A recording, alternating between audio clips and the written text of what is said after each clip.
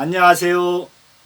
산산노웅의 이야기는 강태공의 이야기, 주나라의 이야기는 계속됩니다. 유비는 열심히 듣고 있습니다. 그것을 제가 하나하나 풀어서 이야기를 하겠습니다.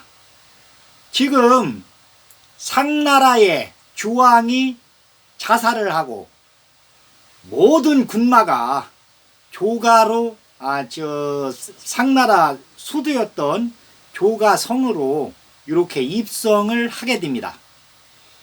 요때 마씨 부인하고 강읍이는 그러니까 주무왕의 왕비 강읍이는 어떻게 되느냐면은 요 또 이제 그 상나라를 멸하러 군대를 소집해 가지고 간다고 그래요. 그러니까 강읍이는 이제 어머니가 또 이제 걱정이 됩니다. 또 미루나무에 올라갈 건데 이번에는 저번에는 7일 만에 왔으니까 다행히 어머니가 한 3일 정도 이렇게 자고서는 일어났는데 이번에는 며칠 만에 올라나. 그래서 오라버니하고 강급이하고 상의합니다. 저번에 어머니가 이렇게 미루나무에 올라가서 7일 만에 내려왔는데 아주 힘들어했다. 그러니까 이번에는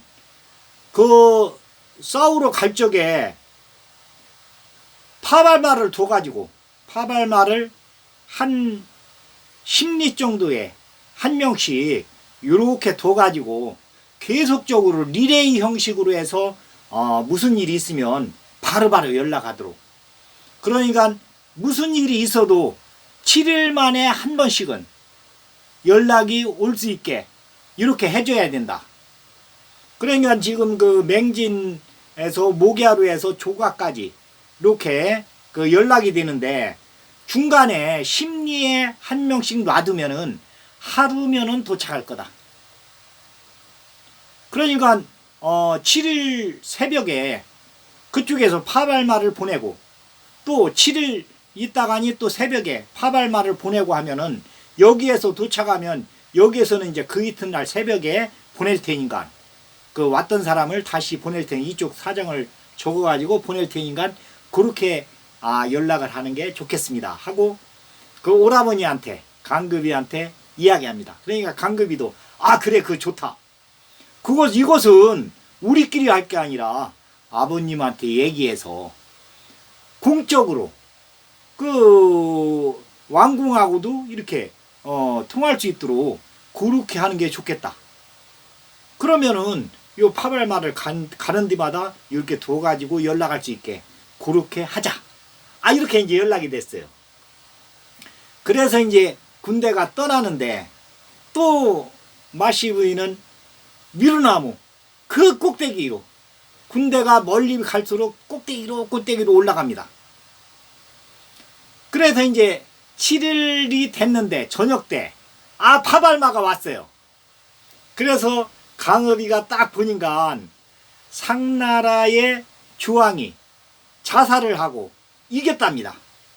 그래서 밑에서 어머니한테 큰 소리로 어머니 우리가 이겼답니다 하고서는 소리를 지르니까 마씨 부인이 그래 하면서 박수를 치다가니 미루나무 꼭대기에서 떨어졌어요. 떨어졌는데 이게 이제 어떻게 되느냐면은 이 마씨 부인은 비단에다가니 글자를 넣고 그림을 넣는 걸 다 연구하느라고 그리고 요 위치 어느 위치에다 넣으면 좋을까 요걸 연구하느라고 비단을 겹겹이 연구하고 입어보고 또 입어보고 해서 겹겹이 입었어요. 비단을. 그런데 이게 떨어지면서 비단이 이게 부풀면서 에드벌룬처럼 그러니까 처음에는 좀 급하게 떨어졌는데 천천히 내려옵니다. 이렇게 보니까 꽃잎이 내려오듯이 살랑살랑 하면서 이게 행글라이딩의 시조죠. 그래서 땅에 사뿐히 내려앉습니다. 그러니까 강음이는 박수를 막 칩니다. 어머니 보기 좋습니다. 그러니까 이 마시 부인도 깜짝 놀랐다가 내려오면서 이렇게 사방을 둘러보니까 멋있어요. 천천히 내려오니까 이 비단으로 바람이 살살 새면서 천천히 이렇게. 그래 이제 7일 만에 내려왔는데 어머니 우리가 이겼답니다. 그러니까 그래? 그러면서 막 마시부인도 엄청 좋아합니다. 박수를 치면서. 그러면 너네 아버지는 언제 오신다냐? 그 얘기는 없고, 요가 이제 이겼으니까 가서 백성들도 의무해야 되고, 조가에 가서, 그리고 또 농공 행상도 해야 될 거 아닙니까? 그러니까 시간이 좀 걸릴 겁니다. 그런데 내가 얘기를 오라버니하고 얘기해놔서 7일에 한 번씩 연락이 올 겁니다. 그러니까 이제 어머님은 이제 안 올라가도 됩니다. 그러니까 그래? 뭐 이겼으면은 그 다음에는 아버지는 무사히 올 거 아니냐? 그러면 내가 이제 안 올라가도 되지. 그래서 이제 안 올라갑니다. 그 이튿날 또 이제 이쪽 사정을 쭉 주간에다 적어가지고 그 병사한테 줘요. 그러니까 병사는 심리 가가지고 그 다음 병사한테 연락하면 또 다음 병사는 심리 가서 또 다음 병사한테. 그러니까 하루 만에 조가에 있는 오라버니한테 편지가 도착을 합니다. 이게 이제 역참 그걸로 이제 발전을 하는데, 그래가지고서는 이제 주무왕하고 강태공이는 조가에 입성을 한 다음에 공고문을 각 고을마다, 각 부락마다 이렇게 붙이게 합니다. 백성들은 동요하지 말고, 걱정하지 말고, 옛날과 똑같이 생활하면 된다. 그러면서 이제 법률을 또 개정을 해요. 아주 가볍게. 그리고 조세도 아주 가볍게. 백성들이 잘 살 수 있게. 그러면서 이제 농공행상을 이제 하는데, 분왕국을, 그전에는 이제 분봉국을 세웠는데, 이제는 분왕국을 이렇게 이제 세웁니다. 그러니까 이 주나라가 흐시성이니까 흐시성에서 분왕국을 받은 그 왕국이 50개 성. 그리고 이제 흐시성이 아닌데 공을 많이 세운 강태공과 같이 이렇게 공을 많이 세운 왕국을 받은 공신들이 20여 개. 그래서 70여 개의 본분국이 생깁니다. 요게 이제 대종이에요. 그래 이제 본분국을 받은 뒤가 성씨가 되는 거예요. 그래서 성씨 성씨 뒤에 이름을 붙이도록 요렇게 합니다. 그래서 이제 흐시성에서 나온 대종이 50여 개. 그 다음에 아주 공신들 20개국을 받은 성씨가 20개국 20개. 그래서 70개 정도가 대종으로 요렇게 이제 분류가 되고, 요 대종에서 성씨가 분류해서 나온 또 본분국이 있어요. 그것은 소종입니다.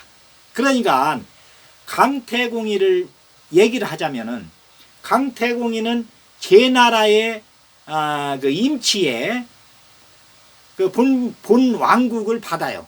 그러니까 제 왕이 되는 거죠. 그런데 여기에서 강씨에서 소종으로 이렇게 분류해서 나간 성씨가 102개가 됩니다.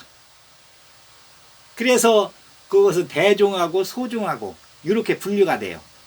그 다음에 이제 강태공이는 여기 제나라의 왕을 받으면서 또 천자의 태사로 이렇게 명을 받아요.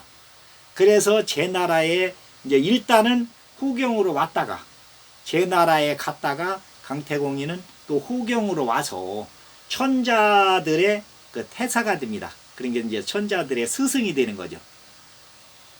그리고 이제 그렇게 하는데 요 우이숫가에서 주문왕하고 만났다고 해서 우이숫가 그 반계를 천수라고 고치면서 천수 강씨가 됩니다. 나중에.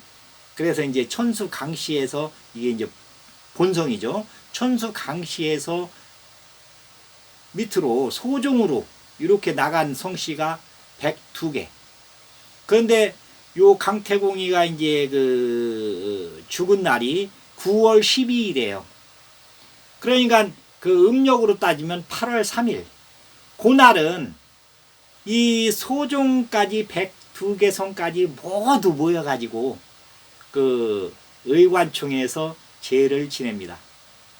그 이제 의관총이 뭐냐면은 요 강태공이가 천수가에 이제 그 태사궁을 이제 주무왕이 져줘가지고 거기서 이제 생활을 하는데 뭐 하여튼에 주나라에 무슨 중요한 정책이 있거나 뭐가 있으면 여기 와서 이제 그 자문을 구하는 거예요.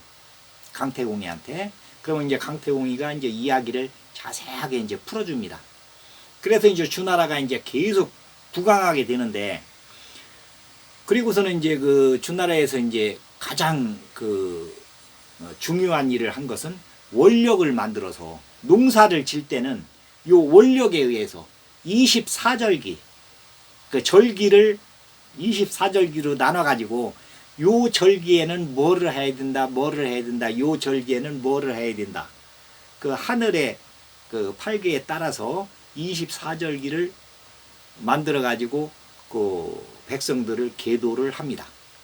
그 저기는 지금까지도 이제 그 24절기로 나눠가지고 이제 이게 내려오는데, 그래가지고 그 산업 발전에 획기적인 그 하여튼에 그 수출에 대해서 획기적으로 이렇게 그 여튼 기여를 해요. 그런데 이제 그 강태공이가 이 태사궁에서 이제 죽습니다. 그러니까 이제 전 80에 고생을 하고 후 80에 부귀영화를 이제 아주 편하게 그 생활을 하다가 이렇게 죽어요. 그래서 주무왕이 3만 명 그 병사들을 딱 해가지고 그 제나라까지 이렇게 갈 수 있도록 그렇게 합니다. 그래서 이제 그 병사들이 하여튼에 국장으로 이렇게 해서 천자가 돌아가신 거하고 똑같이 이렇게 이제 그 행렬을 해가지고서는 제나라까지 와요. 그래 이제 제나라에 이제 딱 왔는데, 제나라에서 이제 그 큰아들이 강급이가 제나라에 이제 전공이 요 관을 열었는데 관에 시신이 없습니다. 시신이 없고 편지만 있습니다. 그 이제 그 편지 주간에다 이제 편지를 이렇게 썼는데, 그걸 읽어보니까 내가 적송자를 만나서 신선이 돼서 간다. 이렇게 이제 간단하게 이렇게 써 있어요. 그러니까 시의 선이 된 겁니다. 죽어서 신선이 된 거죠. 그 이제 거기에는 의관만 있어요. 그러니까 그 왕의 모자하고 의복하고, 그래서 이제 의관총이 되는 겁니다. 그러니까 시체는 없고 관하고 의복하고만 해서 의관총으로 해서 지금도 그렇게 이제 거기다 이제 그 제를 지내는 거예요. 이렇게 이제 그 강태공이는 그렇게 됐고, 이제 여기서 이제 덧붙여서 얘기를 하자면은 우리 이제 심씨는 그 주문왕의 10번째 아들 제가 그러니까 이제 담계제라고 하고도 회제라고도 하는데 회시성이기 때문에 10번째 아들이 심국의 심왕으로 본봉을 받습니다. 그 이제 그 거기가 이제 어디냐면은 초나라 그 위쪽이에요. 초나라 위쪽. 그러니까 그 거기가 이제 그 초나라에서 림샘 현성, 그러니까 이제 물이 엄청 그 많은 곳인데, 초나라 그 위쪽에 그 림샘 현성 서고성에 그 심국성을 본국으로 이렇게 봤습니다. 그래서 이제 제가 이제 그 일대 왕으로 해서 15년 동안 여기서 이제 그 왕도 정치를 하게 됩니다. 왜 그러냐면 이 저기 그 10번째 아들 쟤는 그 왕도 정치에 대해서 연구를, 그러니까 그 신선사상, 황로사상, 도에 대해서 엄청 그 연구를 하고 강태공이한테서 또 많은 그 영향을 받아요. 그래서 이 회제 심국 왕은 신선이 되는 게 꿈입니다. 그 왕도 정치를 펴면서도 그 도에 대해서 엄청 공부를 해요. 그래서 이제 15년째 될 때 큰아들을 불러서 이야기합니다. 야, 내 소원이 그 삼신산에 있다는 그 삼안에 가서 신선을 만나보는 게 내 꿈이다. 내 소원이다. 그 이제 그 아들이 이제 그 얘기를 듣고서는 그 동생을 불러요. 그 이제 둘째 아들이죠. 둘째 아들이 이제 아주 이제 영특하고 그 하여튼 정치에 대해서 아주 그 왕도 정치에서 밝습니다. 그래서 이제 그 동생을 불러가지고, 야, 아버지 소원이 그 삼신산에 가서 그 신선을 만나보는 게 꿈이라는데, 신선이 되는 게 꿈이라는데, 요 소원을 들어드려야 될 게 아니냐. 그러면 혼자 가시라고 할 수는 없고 내가 모시고 갈 테니까 너는 여기서 요 심국을 잘 통치를 해라. 그러니까 그 둘째 아들하고 이제 둘이 아버지한테 가서 그 이야기를 합니다. 자, 아버님을 내가 모시고 요 동생이 요 심국을 다스리도록 요렇게 하겠으니 그 어떻겠습니까? 그러니까 그 아버지가 그렇게 하자. 그래서 이제 배를 건조해 가지고 배를 그때부터 아주 그냥 크게 건조를 합니다. 그래서 동남 500명, 동료 500명을 실을 수 있는 큰 배를, 그리고 식량하고 이렇게 이제 실을 수 있는 배를 만들고 그 두 척을 만들어요. 그래가지고서는 이제 거기서 배를 타고 장강을 따라서 내려와서 바레만을 지나서 그 삼안으로 옵니다. 거기가 지금 이제 그 평택 있는데 그쯤 돼요. 그 이제 거기서 배에서 이제 다 내렸는데 배 일부 병사들이 이제 그 심국으로 다시 돌아갑니다. 그러면서 연락병을 곳곳에 두어요. 연락병을. 그래가지고서는 그 심국에서는 1년 농사를 지면은 가을에 요 아버지한테, 그 둘째 아들이 아버지한테 식량하고 그 하여튼 보급품을 의복하고 뭐하고 해서 다 이렇게 보냅니다. 그러면 중간중간에 그 병사들을 배치해 놨기 때문에 다 연락이 돼요. 그래서 이 보급을 합니다. 그래 이제 그 일대왕 쟤는 그 삼신산을 찾기 위해서 우리나라 방방곳곳을 다 돌아다녀요.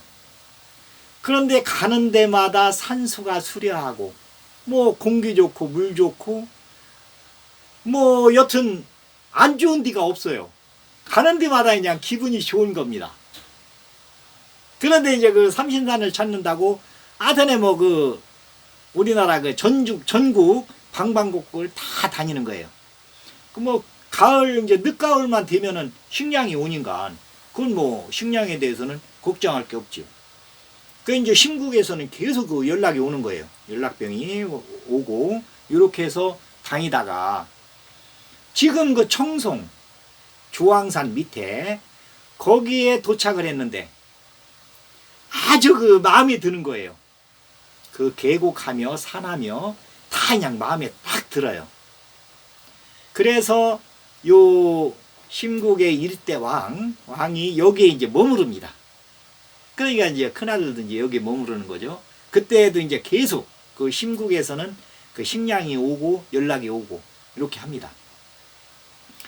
그래서 이제 이 제왕이 매일 그 주황산에 올라갑니다.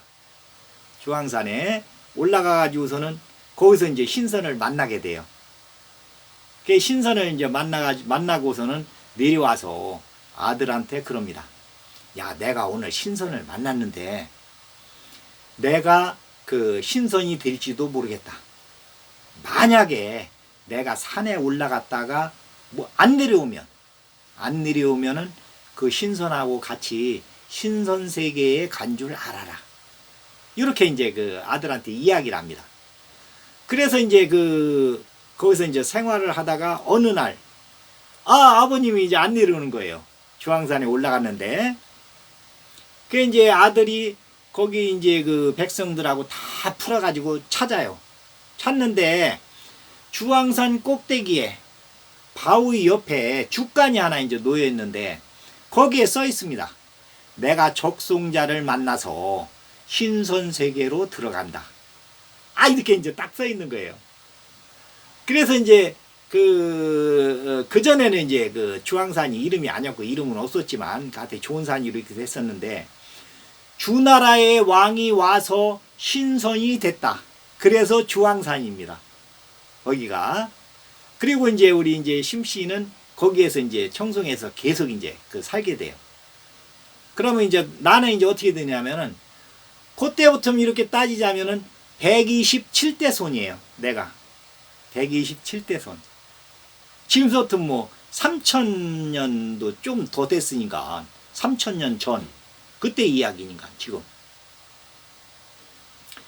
그래 이제 이 주나라에서는 강태공이가 이제 신성이 됐고 또 요 삼안에서는 주황산에서 우리 이제 시조가 이제 신성이 됐는데 원래 이제 주나라는 흐시성인데 여기는 그 선조들이 어떻게 되느냐면은 사망오제에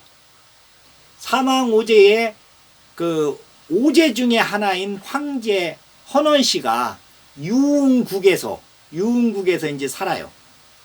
그게 이제 시조예요. 흐시성에. 그래서 이제 거기서 살다가 하나라 말기 때 거랑한테 이빠른 소리 하다가 추방을 당합니다. 귀향도 아니고 이건 추방이에요. 이제 못 오게. 그래서 오르도스 지방에 가서 상나라 말기 때까지 근 한 500년 정도를 거기에서 이제 살게 돼요. 그러다가니 이제 상나라 말기에 그 태공이 거기는 이제 유목 이렇게 생활하니까 그리고서는 막 유목 생활하면서 하여튼 힘센 사람들이 힘센 부족이 이 힘없는 부족을 막 가서 약탈을 합니다. 그러니까 힘없는 부족들은 살기가 아주 어려운 데예요. 도가 없어요, 거기는. 그래서 이 태공이 관중 기산 쪽으로 내려와서 이제 거기서 정착 생활, 농경 생활을 하면서 이 주나라를 세우게 됩니다. 그게 이제 흐시성의 원 본류예요. 그런데 이제 주나라가 상나라의 이제 주왕을 멸하고 이 본 왕국을 하면서 성씨가 이제 제대로 이제 정착이 되는 거죠. 그러니까 성씨를 최고 앞에 대고 그 다음에 이름을 이렇게 하는 걸로 그렇게 됩니다. 그래서 이제 우리 심씨는 이제 그렇게 됐고 이 강씨들도 102개 성이 소종으로 내려가서 강태공이를 지금도 9월 12일 날이면 제를 지냅니다. 그 이제 강태공이는 어려서 고아가 됐지만 시간이 날 때마다 이렇게 이제 공부를 하면서 삼약을 이제 그 원료가 된 삼약을 그 박에 가서 열심히 그 글자를 다시 그 죽간에다가 비껴와 가지고 공부를 해서 이 완전히 그 이제 도인이 되는 거죠. 그런데 이제 그 백정으로 이제 계속 생활하다가 주나라에 그 휘단이하고 휘바리한테 그 발견이 돼서 그 주나라로 와서 태사로서 그 하여튼에 그 왕사로서 이렇게 생활을 하고 그 다음에 상나라의 그 주왕을 멸하고 왕이 되는 그러한 그 중간중간에 그 요 지나온 과정이 나중에 여기에 이제 그 친나라가 서는데 친나라가 그러니까 전국 시대에 이제 진나라가 여기에 이제 그 관중에 그때는 이제 함양이죠. 함양에 이렇게 이제 서게 되는데 그 나라의 아주 그 기본이 됩니다. 그러니까 강태공이를 조가에서 모셔올 때 그 과정, 그러니까 현인은 어떻게 모셔와야 되는가, 이게 이제 룰 모델이 돼요. 그러니까 뭐 그 지금 생활하는 것은 아무 상관없이 그 사람이 지금 어떻게 커왔으며 어떻게 지금 그 생각을 하고 있는가, 성인인가 아닌가, 현인인가 아닌가. 그러니까 그 현인을 모셔올 때는 이 진나라에서는 그 병력은 아주 그냥 그 아주 강성합니다. 이 진나라가 옛날 이제 전국 시대에 들어가면 그 춘추 전국 시대에서 춘추 시대에도 그렇고 병력은 강력한데 현인이 부족해요. 그래서 이제 그 이쪽 육국에서 그러니까 이쪽 그 중원 지역에서 그 현인들을 그 스카우트 해옵니다. 그런데 이제 스카우트 할 적에는 요 강태공이를 모셔왔던 그 과정, 그걸 그대로 롤모델로 해가지고 요 모셔옵니다. 여튼 그 현인 명단이 쭉 있어가지고 각 제후국에는 그러니까 그 지금 얘기하자면 이제 고정 간첩이죠. 이제 그때는 이제 간첩이라기보다도 내편을 거기서 이제 힘센 사람들 조금 그러니까 그 상인으로서 좀 돈이 있으면서 힘센 사람들, 요 사람들을 내편으로 해놓고 거기에서 현인을 쭉 명단을 다 있어요. 그러면은 요 현인들한테 접근해가지고 딱 봉쇄를 합니다. 강태공이 봉쇄했듯이 보호하듯이 이렇게 이제 보호를 하는 거죠. 그래가지고서는 요 친나라로 모셔옵니다. 요게 이제 그 롤 모델이에요. 강태공이가. 그리고서는 이제 강태공이가 이제 그 여튼 그 관중 평야를 수리 작업을 해가지고 획기적으로다가니 산업을 발전시키는데 이것도 요때 만들어 놓은 제도를 계속적으로 그 발전을 시키고 또 여기 저 실크 그러니까 그 비단도 그때부터 완전히 그 획기적으로 이 마시 부인이 여기다 그림을 넣고 글씨를 넣고 할 수 있도록 그렇게 직조 방법을 연구를 해가지고 그게 발전이 돼서 완전히 로마까지 그 실크로드가 형성이 되고 또 이 역법은 이제 그 마시 부인 그러니까 강의비의 그 공이 엄청 큰데 농사를 질 적에는 24계절로 1년을 24계절로 나눠가지고 절기별로 그 지금도 얘기하잖아요. 절기는 속일 수가 없다. 그러니까 절기별로 해가지고 농사를 질 수 있도록 요렇게 합니다. 그게 이제 그 강태공이 그 주나라 그때 다 이게 만들어 놓은 거예요. 그래서 지금까지도 그게 이제 그 내려오는 겁니다. 성씨도 그렇고 성씨도 뭐 우리나라에 온 성씨도 나도 그렇지만 중국에서 온 성씨가 거의 다예요. 안 그런 성씨도 있습니다. 뭐 박씨 같은 경우 그런 경우에는 중국에는 없어요. 그건 이제 딴 데서 이렇게 왔기 때문에 그건 없습니다. 그 이제 그런 성씨도 있고 중국에서 온 성씨가 거의. 그래서 강태공이의 일생을 이렇게 이제 알아봤습니다.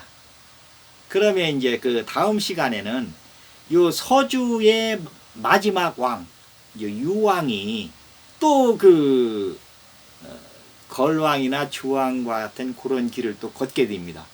요 이야기를 다음 시간에는 이어가겠습니다. 그리고 이제 서주에서 동주로 오면서 그 이제 그 유왕의 아들이 동주의 낙양에 와서 동주가 됩니다.